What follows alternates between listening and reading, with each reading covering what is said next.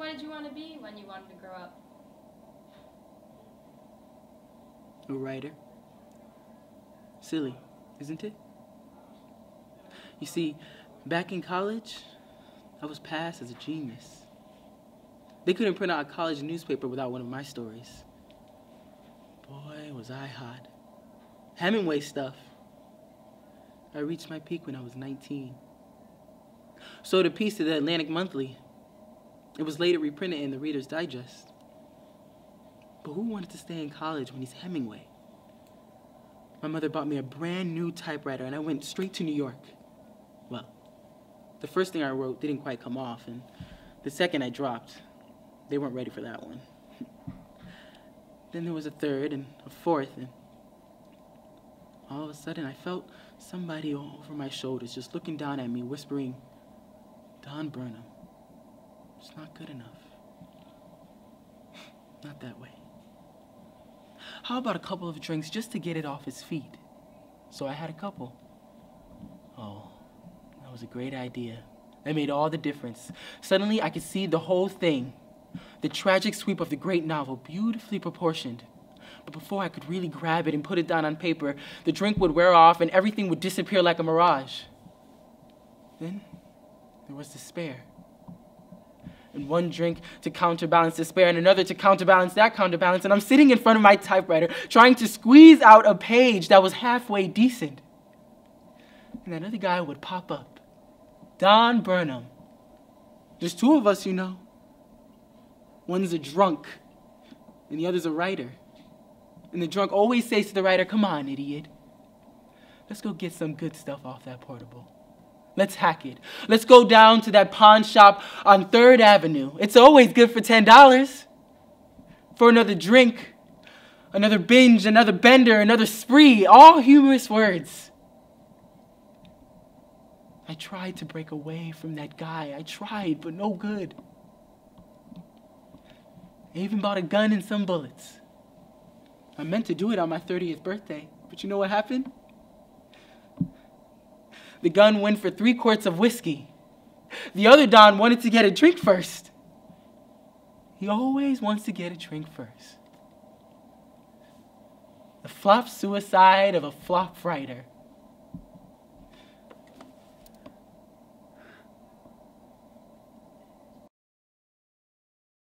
Let's be honest.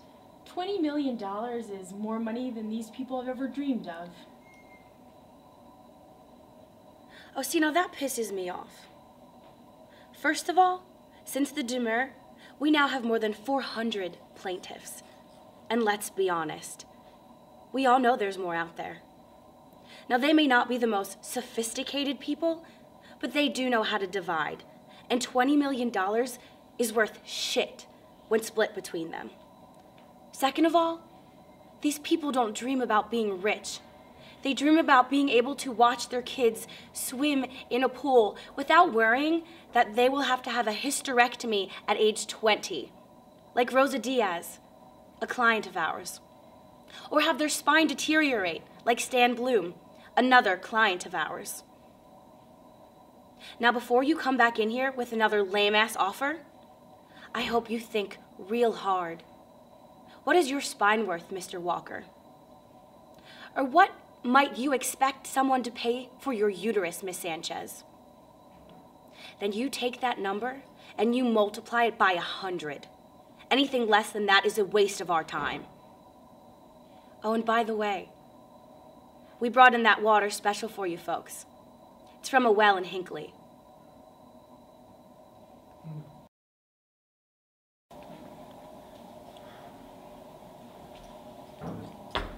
Oh, so now you've decided to stop ignoring me. 35 years I've lived on this island, and all I've ever heard was your name. Over and over. Richard would bring me your instructions, all those slips of paper, all those lists. And I never questioned anything. I did as I was told. But when I asked to see you for myself, I was told you have to wait. You have to be patient. But when he asks to see you, he gets marched straight up here as if he were Moses.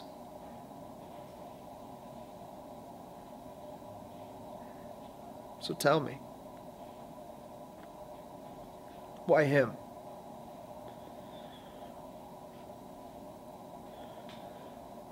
What was it that was so wrong with me? What about me?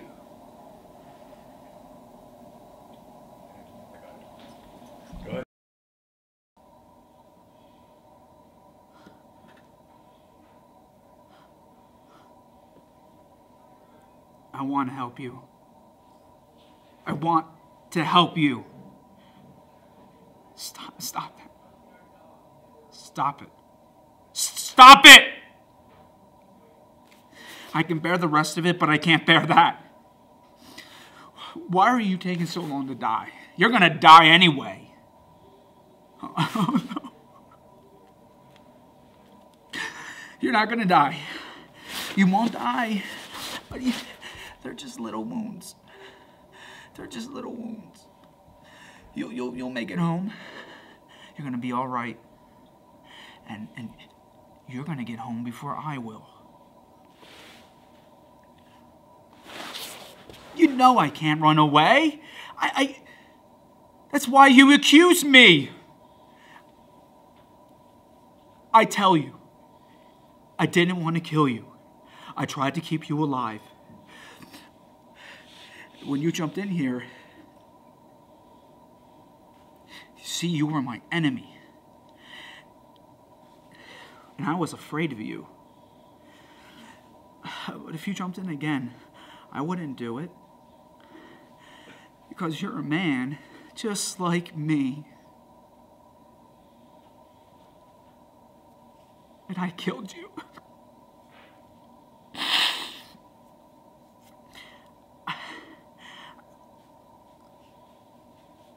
I don't know why. Why did they do this to us? I mean, they would throw away the rifle, the uniform, and you're a man just like me.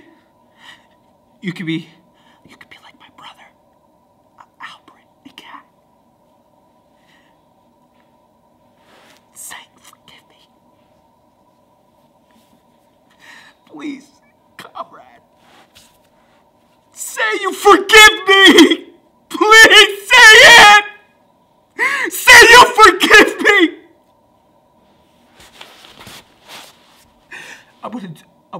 I'm gonna write to your parents. I'm gonna write to your wife. I will do right by your family. They will want nothing. Just say you'll forgive me! Just say it! Say it!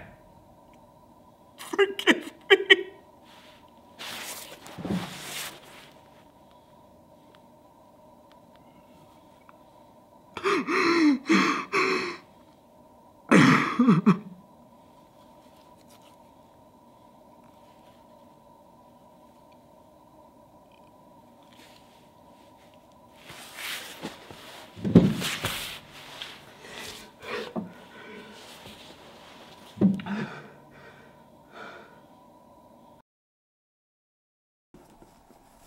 So, okay, like, right now, for example, there are Haitians that need to come to America. But there are people that are like, what about the strain on our resources? Well, it's like this time I threw a garden party for my father's birthday. I said to RSVP because it was a sit-down dinner. But people came that, like, did not RSVP. So I was, like, totally bugging. I had to haul ass to the kitchen, redistribute the food, squish in some extra place settings, but by the end of the day, it was like, the more the merrier. And so, if the government could just get into the kitchen, rearrange some things, then we could totally party with the Haitians. And, in conclusion, may I please remind you, it does not say RSVP on the Statue of Liberty. Yes, Sharon. Yes, Sharon. Thank you.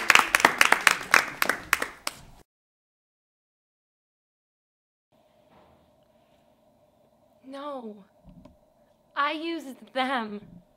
You don't think I would have let it happen if I hadn't wanted it to, do you? I'm an experimental girl, for Christ's sake. Maybe you knew early on that your track was from point A to B, but unlike you, I wasn't born with a fucking roadmap.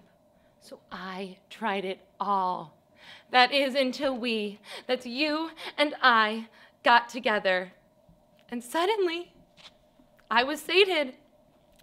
Can't you take some comfort in that? You were everything I've ever wanted. The missing piece in the big fucking puzzle. I'm sorry that I let you believe that you were the only guy I'd ever been with. I should have been more honest. But it seemed to make you feel special in a way that me telling you over and over and over how incredible you are could not seem to get across. Do you mean to tell me that while you have zero problem with me sleeping with half the women in New York City, you have some kind of mealy-mouthed, half-ass objection to pubescent antics that happened over 10 years ago?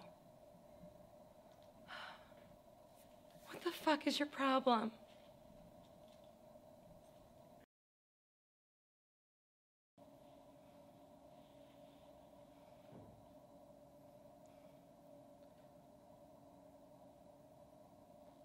Who are you talking to right now? Who is it you think you see? Do you know how much I make a year? I mean, even if I told you, you wouldn't believe it. Do you know what would happen if I suddenly decided to stop going into work? A business big enough it could be listed on NASDAQ goes belly up, disappears. It ceases to exist without me. No, you have no idea who you're talking to. So let me clue you in. I am not in danger, Skylar. I am the danger. A guy opens his door and gets shot, and you think that of me? No, I am the one who knocks.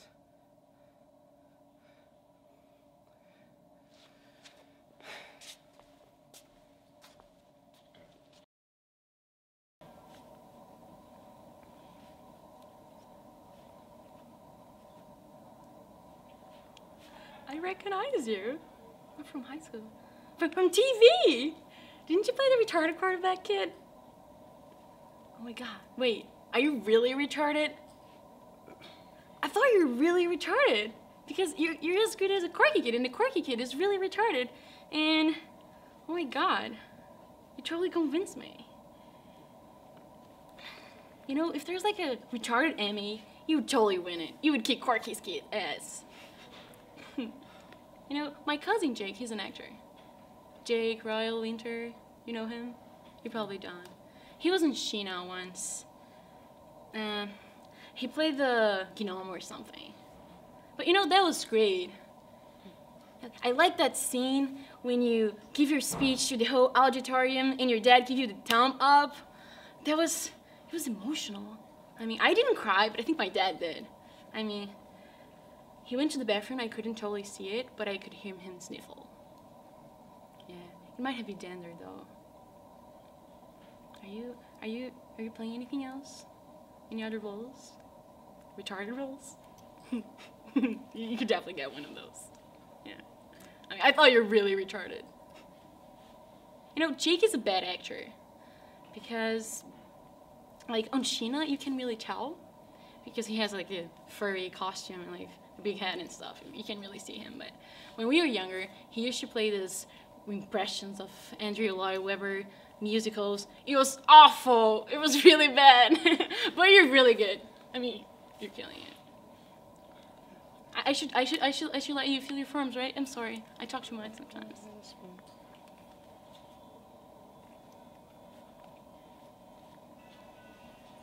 This place is just mine. Take me out tonight. Take me anywhere. Don't care, don't care, don't care. It's the Smiths. You know them? They're great. I mean, you never listened to this song? It's gonna change your life. You're gonna listen to this song. It's so good. You wanna hear it? I'm sorry. You should do your forms. I'm sorry. You know, but I think you can actually listen to this and while you feel your forms. Huh? Yeah. They're great.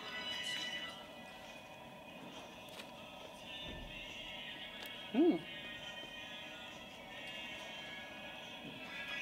Oh, there you go. You're good. You're awesome. Change your life.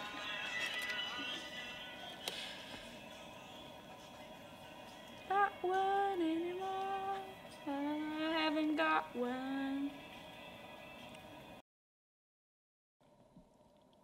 I don't have to tell you things are bad. Everybody knows things are bad. It's depression.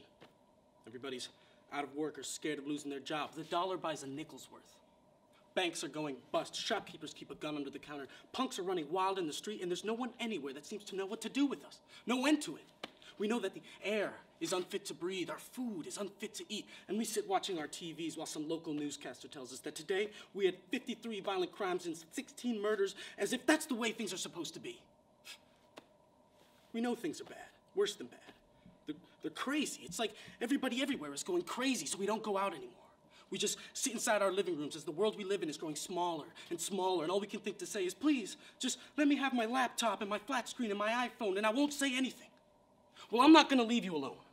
I want you to get mad. I don't want you to protest. I don't want you to riot. I don't want you to write to your congressman because I wouldn't know what to tell you to write. And I don't know what to do about the depression and the isolation in Iraq and the crying in the streets. All I know is that first you've got to get mad. You've got to say, I'm a human being, goddammit. My life has value. So I want you to get up now. I want all of you to get up out of your chairs right now, go to your window, open it, and yell, I'm as mad as hell, and I can't take this anymore. Right now, I want each of you, every single one of you right now, I'm looking at you, get up right now and yell, I'm as mad as hell, and I can't take this anymore. Things have got to change, my friends. You've got to get mad. You've got to say, I'm as mad as hell, and I can't take this anymore. And then we'll figure out what to do about the depression and the isolation and the screens. But first, you've got to get mad. You've got to get up right now, get out of your chairs, go to your window and yell, I'm as mad as hell, and I can't do this anymore.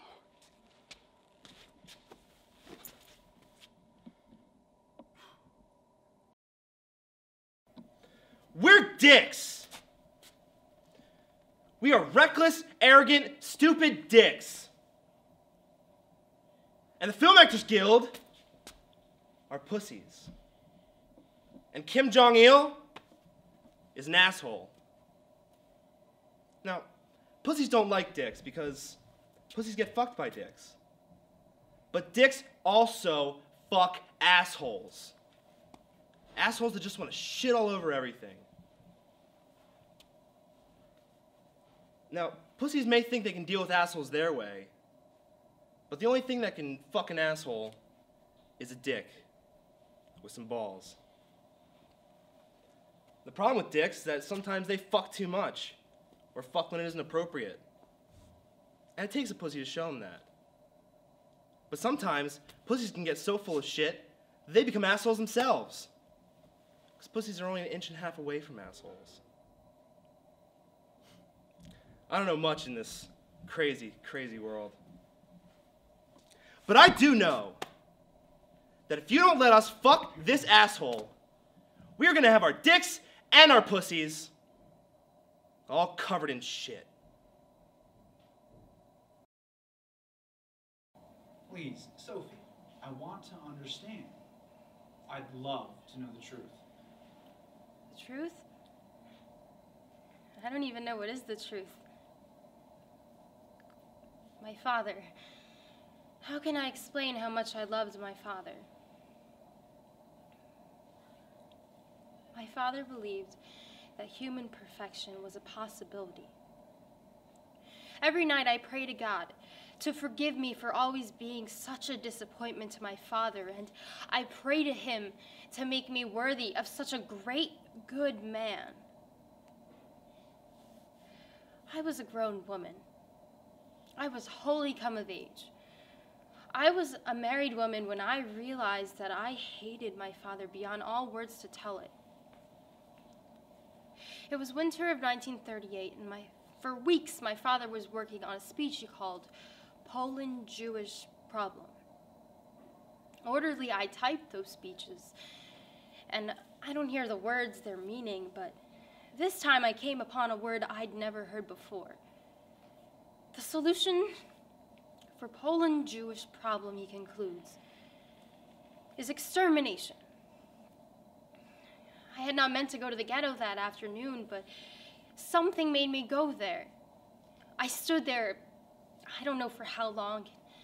I watched those people that my father had condemned to die. All these men, these women, these children were going to be exterminated.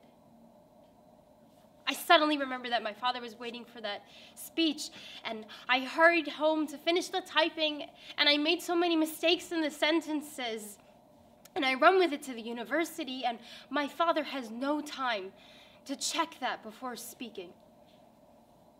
And he gets up in front of all those people, and he reads the speech and makes those mistakes. And I see him getting so angry. When it was over, he came up to me. I was with my husband, of course.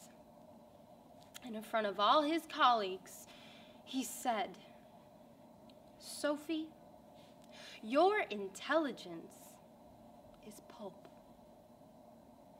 Pulp. I didn't have the courage to say, "Yes, but what about the Jews, the Jewish people?" But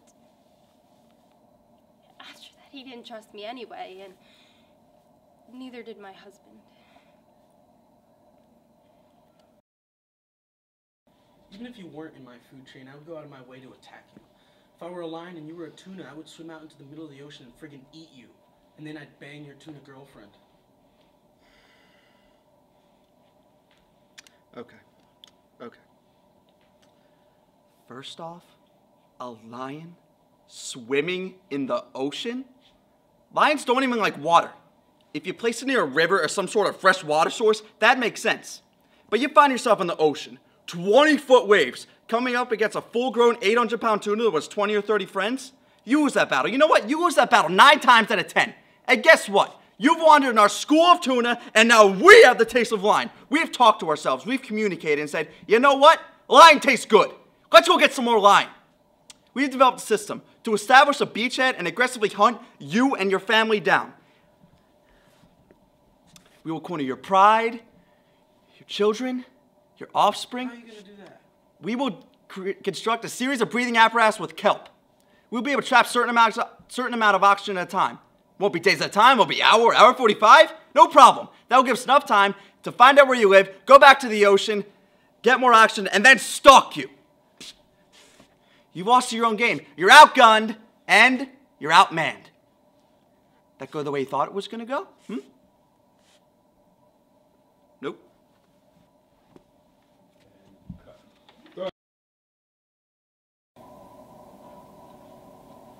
It was you. What? You want the whole tale? You want me to tell it to you? All right. From the top. You had your fingers in Brad Bramish for appearances and to keep him buying from the pin, who you were hooked with. Emily came to you and Brad. You saw her for what she was, an insecure little girl trying to get in. She goes on the back burner. Meanwhile, maybe you're getting bored, maybe just greedy. So when the pin scores big with the bricks, you take your shot. You hook one, take half, and cut it back to size, but you cut it bad. Maybe accidentally, maybe to down the pin's operation. Doesn't matter. You put it back, but poor Frisco doses off it and lands in a coma. So now the Pin's fuming. Maybe he's jealous of Brad, so he goes to Brad's crowd looking for blood, or at least escape. You know trouble. There's going to be a war over this. And there's Emily. She trusts you. She wants in. It's duck soup. You frame her for the bad brick, then you cut her loose. You turn on your heel and bite her in the throat. Last week on the payphone, Pico and Alexander, she saw something she was scared of. Tug's car driving by. The Pin driving, but she wouldn't have seen the Pin. No, she was across the street, Angel. She saw the passenger seat. She saw you. She saw you and ran like she saw some devil. And she took the hit. Dode hit her away.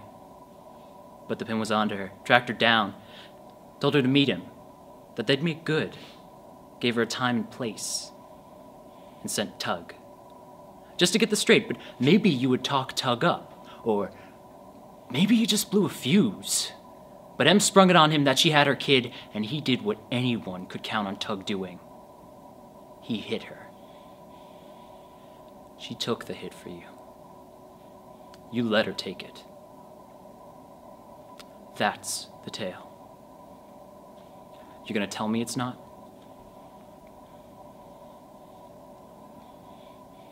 I hope it isn't. I want you to have been on my side all along. Not just trying to get me into your thumb like Brad and the Pin and Tug. But I think you knew that meeting was gonna blow up. I think that was your final play. But I hope I'm wrong. I hope everything I wrote in the note I dropped at Gary Truman's office this morning is wrong. About your and Brad's involvement in the Pin's runnings. I hope you didn't steal that brick last night. In your purse. You didn't? That's good. That means you didn't let me walk into a slaughterhouse. You didn't lead the Pin and Tug and their crews to the slaughter, and when Truman reads my note, takes my cue, and searches your locker, you won't find a damn thing.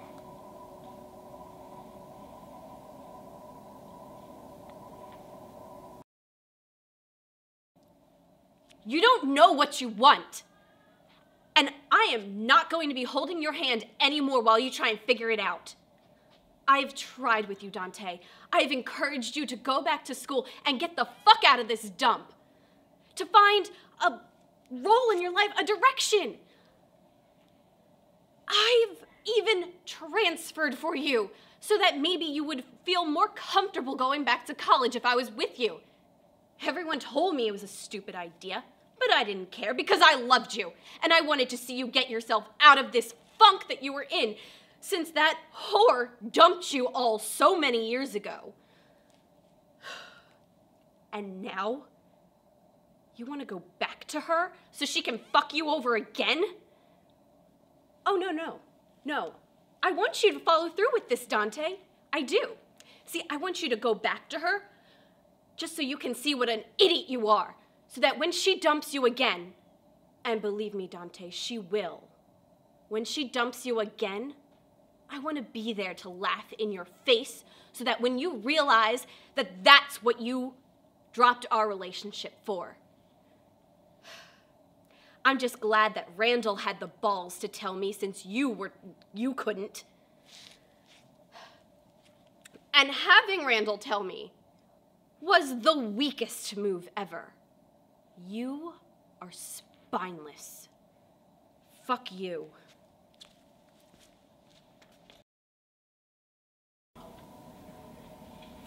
You know, when I was very small, we used to take our sleds out in the wintertime. And the only hill we had were some ice-covered steps, some house down the street.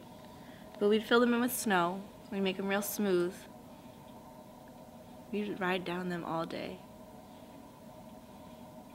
But it was really dangerous, you know, way too steep. And so one day some kid named Rufus comes down the hill too fast and hits a sidewalk. And we saw his face just split open right in front of us. And I remember standing there, looking over his open, bloody face, and thinking, well, that's the end of Rufus. But then the ambulance came, and they took him to the hospital, and they fixed his broken bones, and they sewed him all up. And the next time I saw Rufus, he just had a little line down the middle of his face. I never got over that. That was what one person could do for another. Fix him up, sew up all the problems, make him all right again. And I wanted to do that.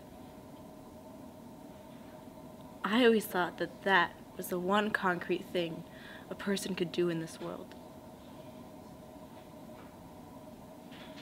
Fix up the sick, you know? Make them whole again.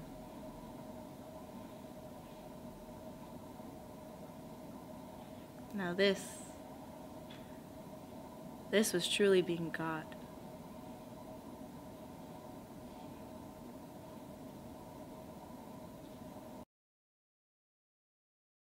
Now, listen to this one then.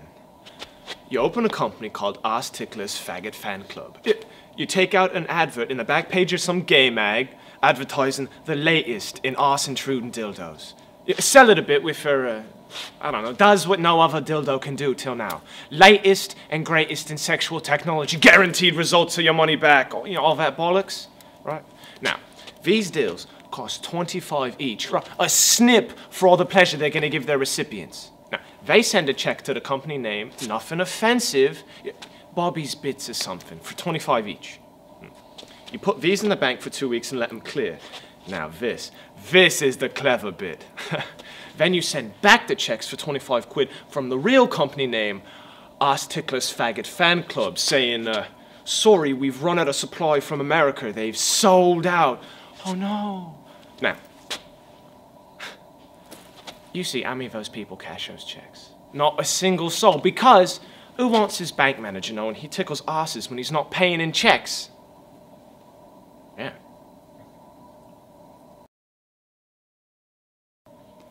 Bet you're wondering what I'm doing here in the middle of the night, huh? Well, I thought I should introduce myself. My name is Lucy Eleanor Moderates. I think you should know that your family thinks we're engaged. Never been engaged before, so this is very sudden for me. What I really came here to tell you was that I didn't mean for this to happen. I don't know what to do. If you were awake, I wouldn't be in this mess. Oh, God, not that I'm blaming you. I'm sorry.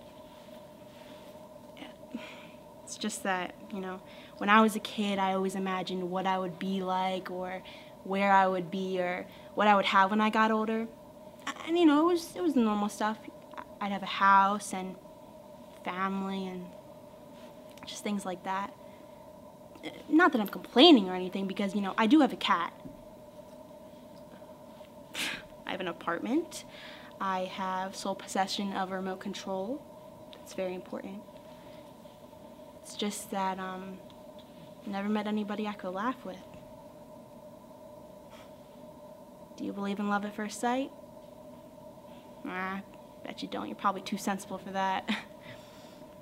Or have you ever seen somebody and you know that if that person really knew you, that they dumped, well, the perfect model that they were with and realized that you were the one they wanted to grow old with?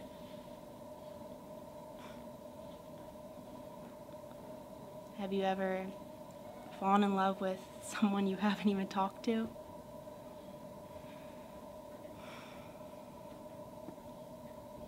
Have you ever felt so alone that you spent your entire night confusing a man in a coma?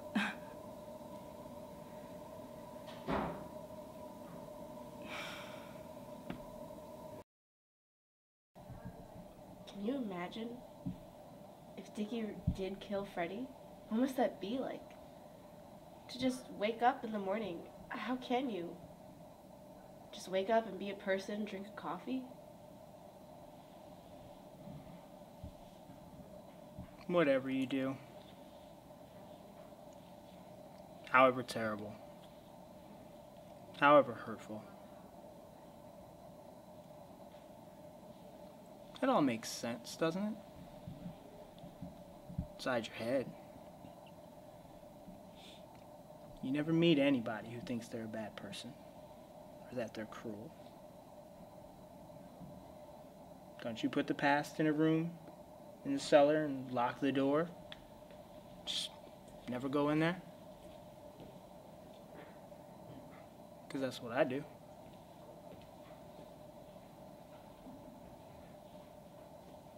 And then you meet someone special.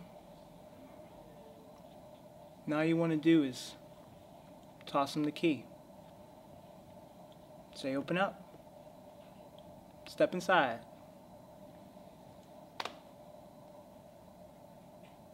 But you can't.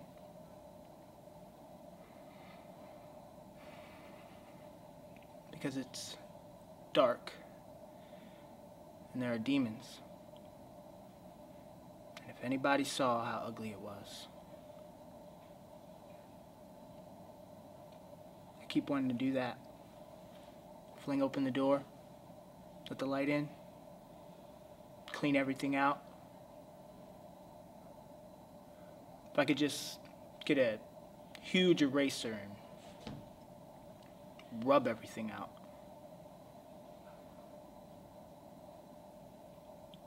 Starting with myself.